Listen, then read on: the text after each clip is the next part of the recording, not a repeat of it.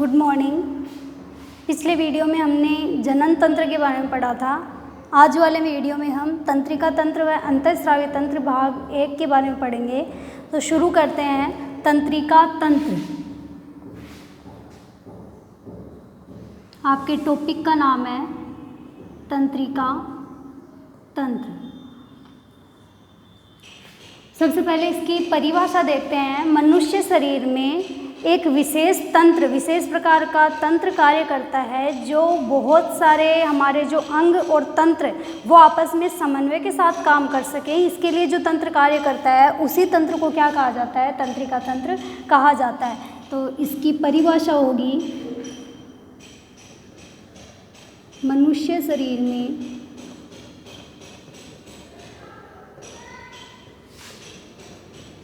अंग व तंत्र के समन्वय के साथ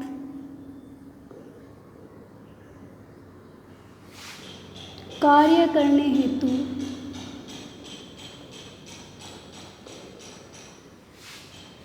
एक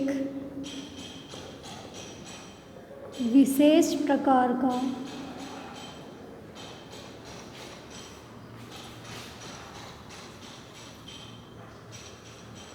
तंत्र पाया जाता है,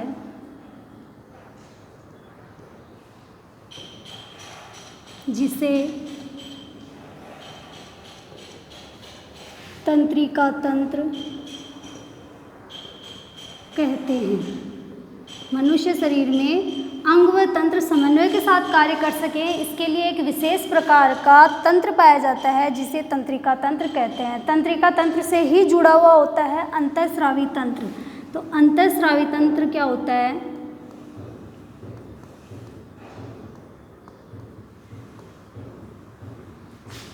एक अन्य प्रकार का तंत्र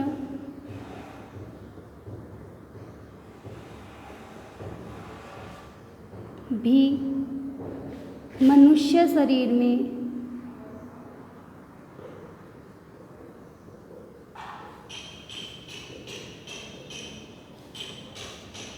पाया जाता है, या मनुष्य शरीर में अंग व तंत्रों के समन्वय हेतु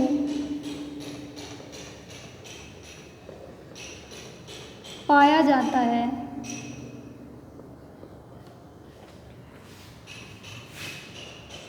जिसे अंतःस्रावी तंत्र कहते हैं।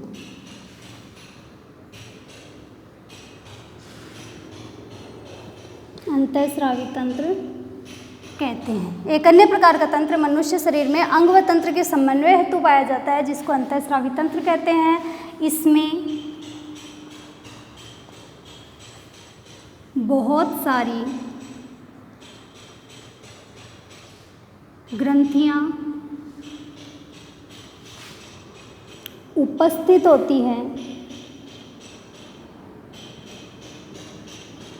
बहुत सारी ग्रंथियां उपस्थित होती हैं जो अंग तंत्र समन्वय में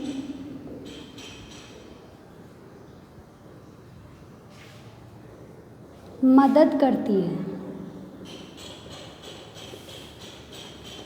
नलिका विहीन ग्रंथियां उपस्थित होती है जो अंग तंत्र समन्वय में हेल्प करती है, मदद करती है।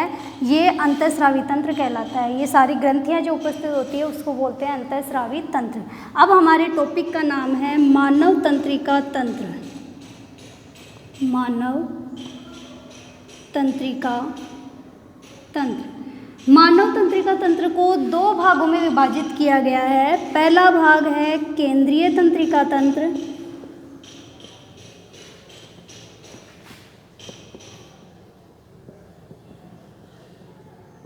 और दूसरा भाग होता है परिधीय तंत्रिका तंत्र।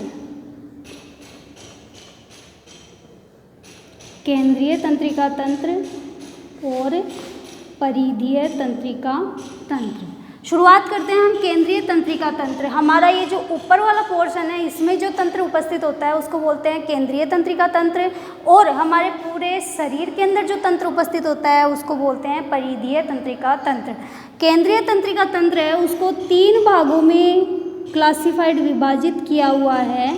सबसे पहला भाग जो मेन भाग होता है केंद्रीय तंत्रिका तंत्र का वो होता है मस्तिष्क। दूसरा होता है मेरुरज्जु जो यहाँ ब्रेन के बिल्कुल नीचे उपस्थित होता है, मेरुरज्जु।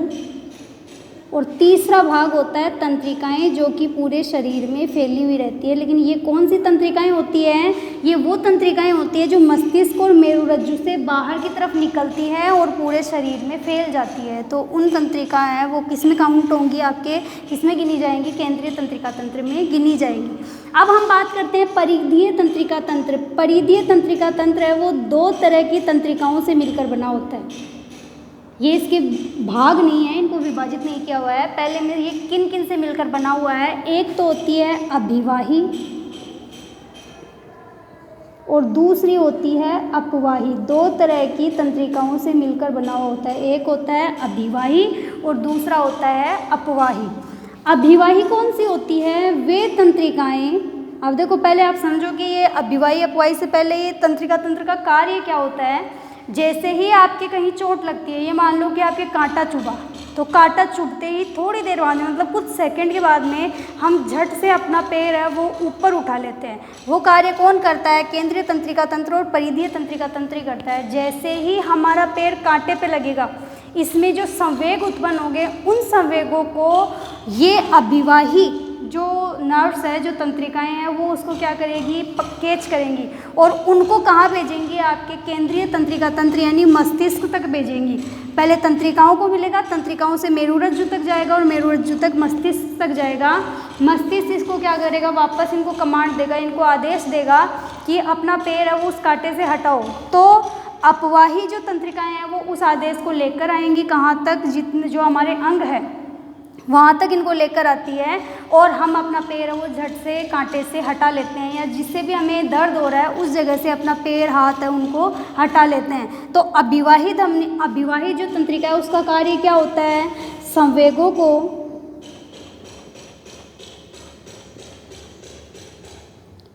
उत्तक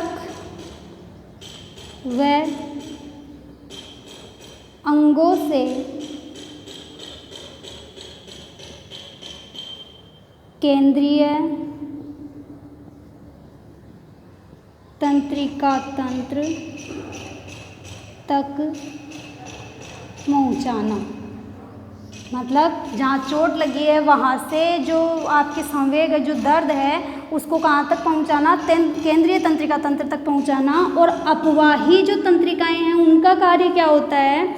ये मस्तिष्क से संवेगों को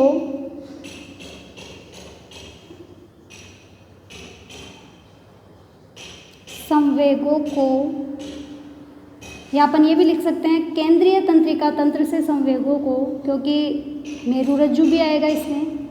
तो केंद्रीय तंत्रिका तंत्र से संवेगों को अंगों तक पहुंचाना।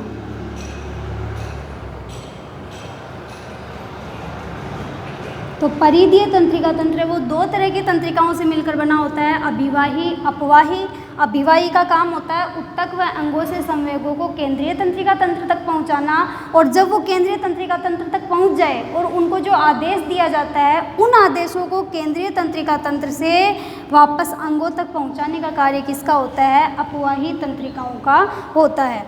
अब परिधीय तंत्रिका तंत्र है उसको 2 भागों में विभाजित किया हुआ है।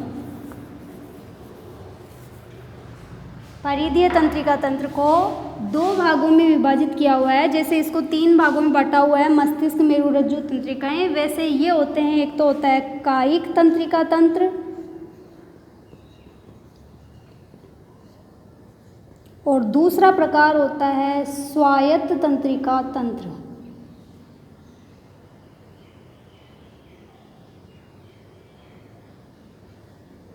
इसके बारे में डिटेल में हम बाद में पढ़ेंगे। पहले हम देखते हैं केंद्रीय तंत्रिका तंत्र। केंद्रीय तंत्रिका तंत्र के 3 भाग होते हैं, उसमें सबसे पहला भाग हम लेते हैं मस्तिष्क। केंद्रीय तंत्रिका तंत्र का सबसे पहला पॉइंट है मस्तिष्क। इम्पोर्टेंट है, एग्जाम में काफ़ी बार आया हुआ है। तो पहला पॉइंट मस्तिष्क। पहले हम मस्तिष्क के बारे में नॉर्मल चीज़ें लिख लेते हैं, क्या क्या इसका कार्य होता है, इसके बारे में क्या क्या इम्पोर्टेंट बातें हैं, महत्वपूर्ण बातें हैं। सबसे पहला, मस्तिष्क का वजन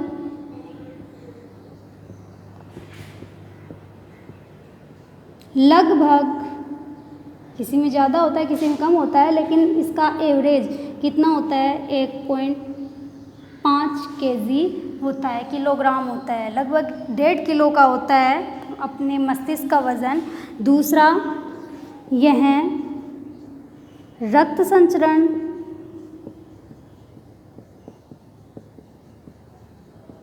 श्वसन सुनना बोलना देखना ग्रंथि स्राव व अन्य क्रियाओं को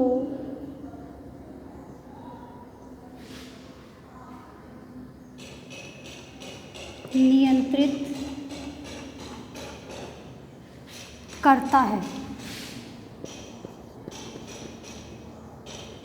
एक शरीर का जो तापमान है उसको भी नियंत्रित करता है, बॉडी टेम्परेचर है उसको नियंत्रित करने का काम भी किसका होता है, मस्तिष्क का होता है, क्योंकि रक्त संचरण को नियंत्रित करता है और रक्त संचरण की वजह से ही हमारे बॉडी का जो तापमान है, शरीर का तापमान है वो नियंत्रित रहता है।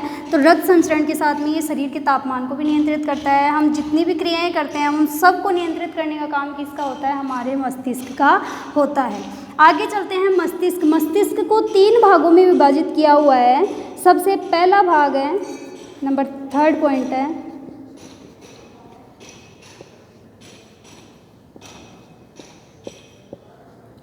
तीन भागों में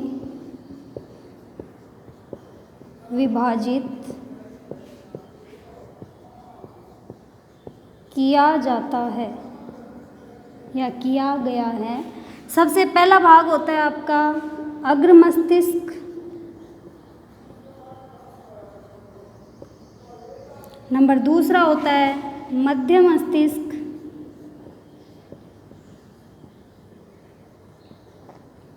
और नंबर 3 होता है पश्च मस्तिष्क।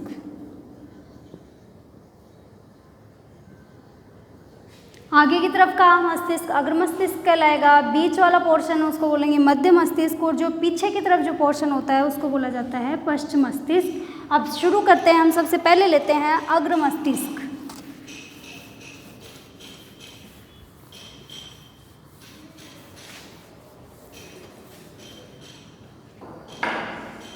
पहला पॉइंट है आपका अग्र मस्तिष्क। अग्र मस्तिष्क को भी 3 भागों में विभाजित किया हुआ है। सबसे पहला भाग होता है प्रमस्तिष्क, दूसरा भाग होता है थैलेमस, और तीसरा भाग होता है हाइपोथैलेमस।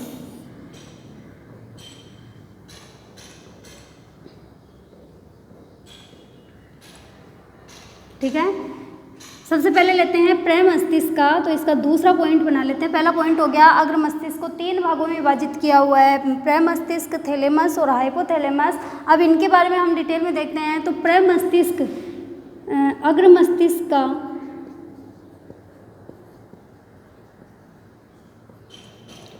80 से 85% भाग प्रमस्तिष्क का बना होता है।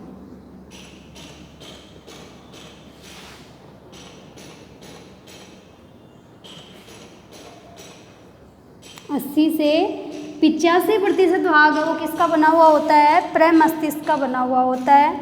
नंबर 2 पॉइंट,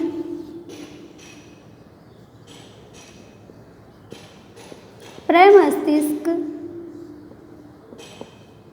2 भागों में विभाजित होता है।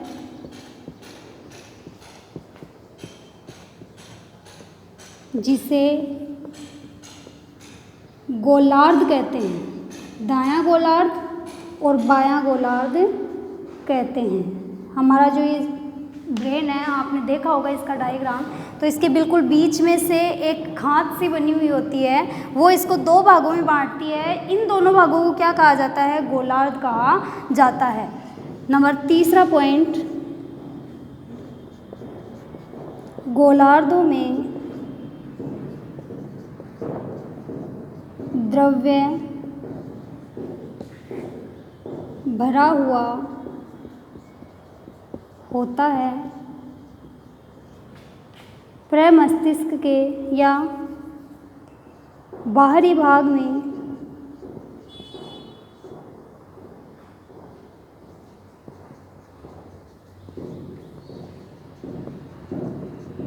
धूसर द्रव्य भरा होता है।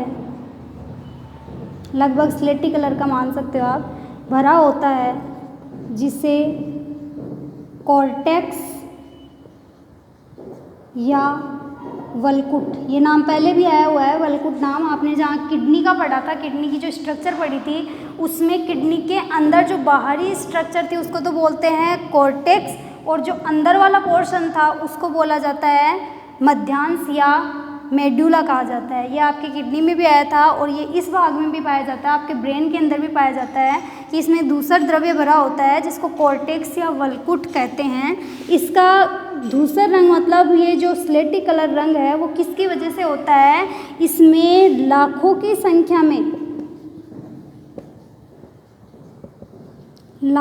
संख्या में तंत्रिकाएं उपस्थित होती है। लाखों की संख्या में तंत्रिकाएं उपस्थित होती हैं और इसी की वजह से इसका रंग, इन तंत्रिकाओं के कारण ही इसका रंग कैसा होता है? धूसर रंग होता है। ये आपका यहाँ तक कंप्लीट हो गया।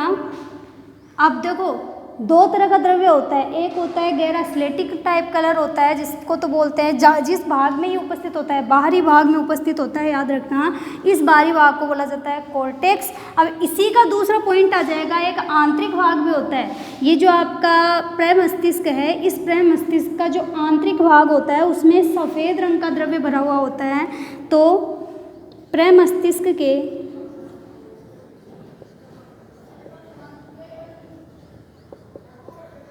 आंतरिक भाग में सफ़ेद द्रव्य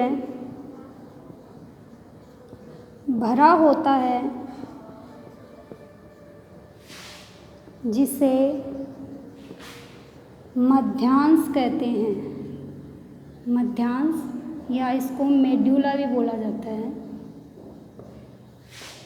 मध्यांश कहते हैं। बाहरी भाग को तो बोलते हैं कॉर्टेक्स या वल्कुट, और आंतरिक भाग जिसमें सफ़ेद द्रव्य भरा हुआ होता है उसको बोलते हैं मध्यांश या मेडुला। यहाँ तक आपका प्रमस्तिष्क पूरा हो गया।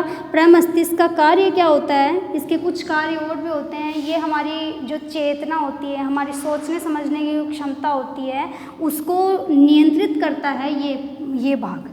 ठीक है, प्रमस्तिष्क का कार्य क्या होता है? हमारी चेतना, हमारे सोचने समझने की जो क्षमता है, हम जो नॉलेज रखते हैं, हमारी जो समझ है, उस सब को कंट्रोल करता है ये प्रमस्तिष्क। तो आप लिख सकते हो ज्ञान, नॉलेज, चेतना व सोचना, थिंकिंग, ये तीनों किसके कंट्रोल में रहते हैं? प्रमस्तिष्क के। फिर बात करते हैं हम थैलेमस की। प्रमस्तिष्क के चारों ओर उपस्थित होता है थैलेमस, और लास्ट होता है आपका हाइपोथैलेमस। इन दोनों के नीचे एक पोर्शन प्रेजेंट होता है, नीचे एक भाग प्रेजेंट होता है, उसको क्या बोलते हैं? हाइपोथैलेमस कहते हैं। और हाइपोथैलेमस किसके लिए रेस्पॉन्सिबल होता है? किसके लिए उत्तरदायी होता है? भूख, प्यास, नींद जो भी हम लेते हैं, इसके लिए कौन रेस्पॉन्सिबल होता है? कौन इसके लिए रेस्पॉन्सिबल होगा? हाइपोथैलेमस रेस्पॉन्सिबल होगा। हमें भूख लगेगी, प्यास लगेगी, नींद आ रही है, तो उसके लिए हाइपोथैलेमस है। थैलेमस है वो प्रमस्तिष्क के चारों ओर प्रेजेंट होता है। ये आपका अग्र मस्तिष्क कंप्लीट हो गया। नेक्स्ट वीडियो में हम देखेंगे पश्च मस्तिष्क, और मध्य मस्तिष्क के बारे में, और उसके बाद में हम पढ़ेंगे अंतःस्रावी तंत्र। अंतःस्रावी तंत्र में कौन कौन सी ग्रंथियाँ उपस्थित होती है, उन ग्रंथियों के कार्य क्या है, वो कहाँ कहाँ उपस्थित है, वो देखेंगे। आज के लिए इतना काफ़ी है। Thank you.